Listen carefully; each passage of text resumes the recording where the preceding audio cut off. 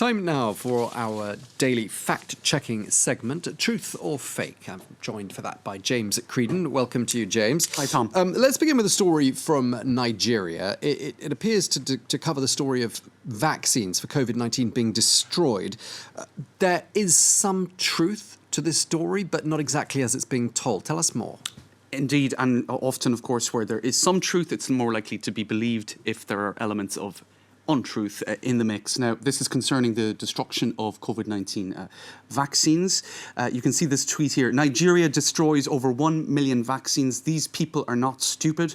Power to the people. And a video showing what is, in fact, vaccine doses being dumped and being disposed of. Now, the devil is in the detail, I suppose, because what this tweet is suggesting and what fact-checking media such as our Observers team here at France 24 have been doing is they've been saying, look, you've got to look at the details here, you've got to look at the nuances.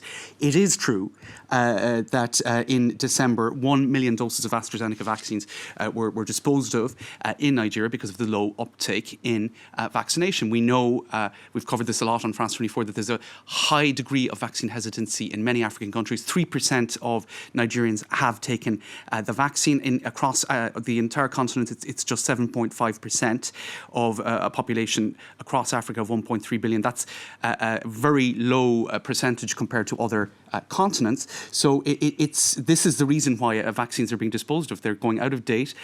They can't be used. It would be unsafe to use them. And so they're being disposed of. But what this is suggesting here is that it was people power that forced the destruction of these vaccines that people refused to take, when in fact it was the government opted the authorities decided to dispose of these vaccines because they had gone out of date. So it's just a detail, but it's an important detail because of the low uptake and the high degree of vaccine hesitancy, there's this idea that the people have now convinced the authorities of the correct approach, when actually that's not what happened here at all. But another detail worth pointing out, one of the reasons for high vaccine hesitancy in Africa vis-a-vis the Covid-19 vaccine epidemic is that there has been a lower impact in Africa. There's many reasons for that. For example, the young age demographic of sub-Saharan Africans. Also, the fact that fewer Africans are in care facilities like nursing homes, where actually a lot of people contracted the virus.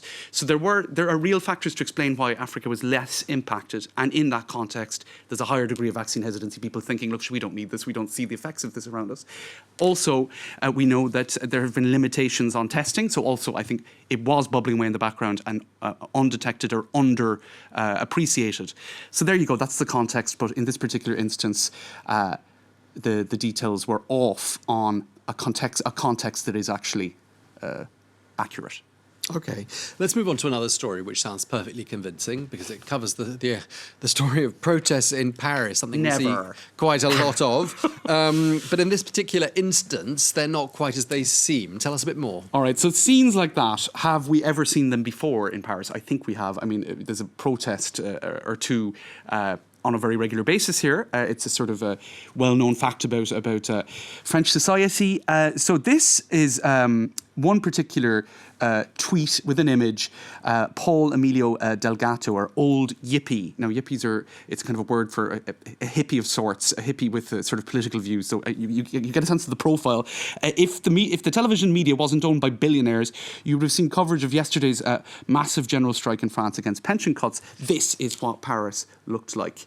Now, that was flagged by Reuters, it was flagged by Associated Press and various other media as false, and you can see now that on Twitter they are alerting users to the fact that this is a story related to protests in 2020. So this was towards the end of last year. Now, there were indeed monster protests against pension reform, but Emmanuel Macron did decide to delay any such reforms until after the election.